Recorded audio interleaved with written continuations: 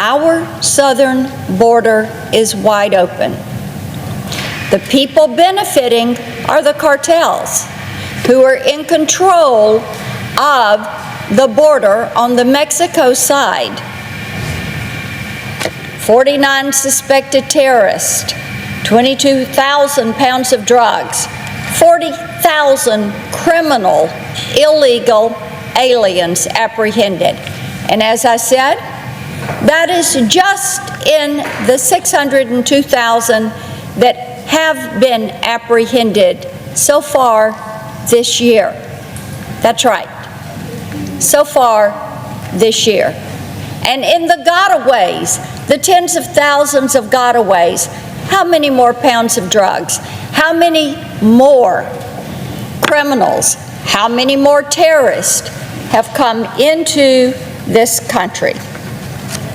While our border is open, the cartels are monetizing Joe Biden's refusal to secure the country.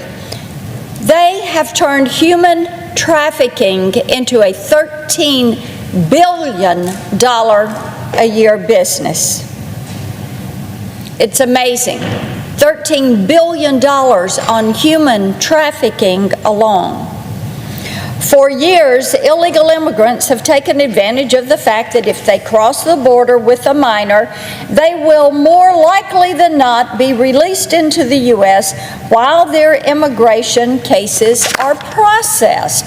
But under Joe Biden, human traffickers have made this complacency a part of their expected business model. They're now engaging in a practice that is horrendous. It is called child recycling. It is a disgusting process.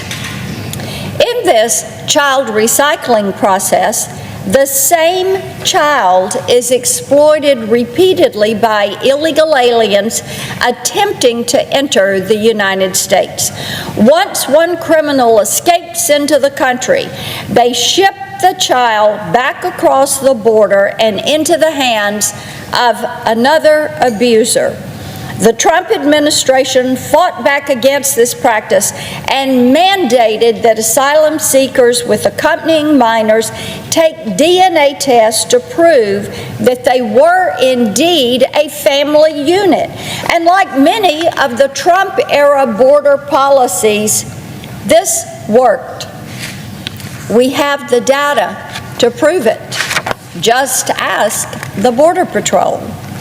In one pilot program, 30% of those rapid DNA tests showed that the adult trying to enter the country bore no relation to the child they brought with them.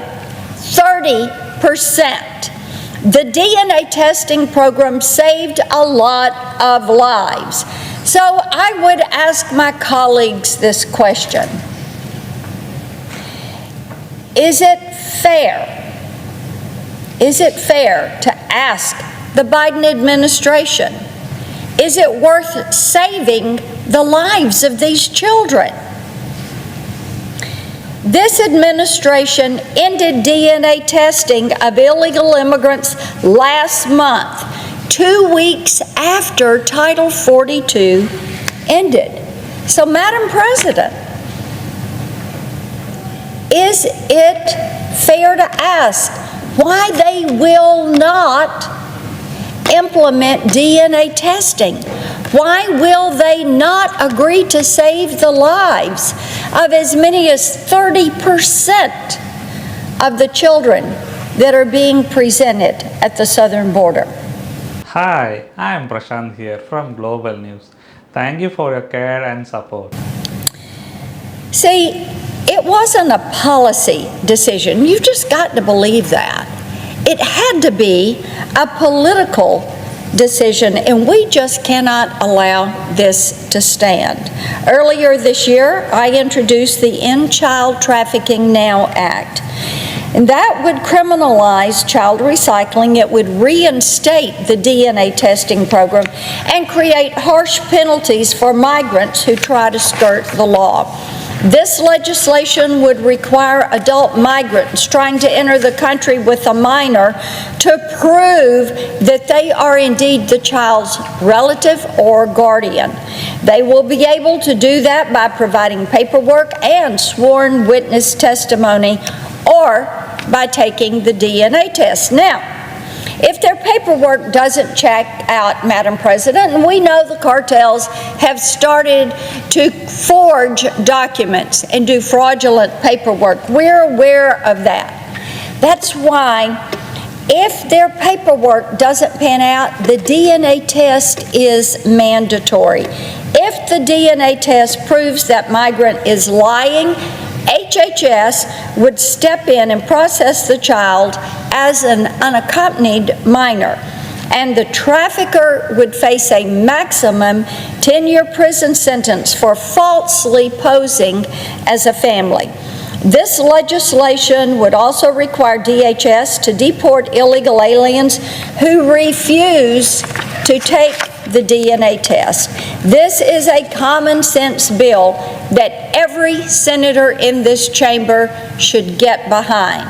I call on my Democratic colleagues to either join me in moving this important legislation forward, or explain to the American people why they would stonewall a program, a test, and it only takes 45 minutes.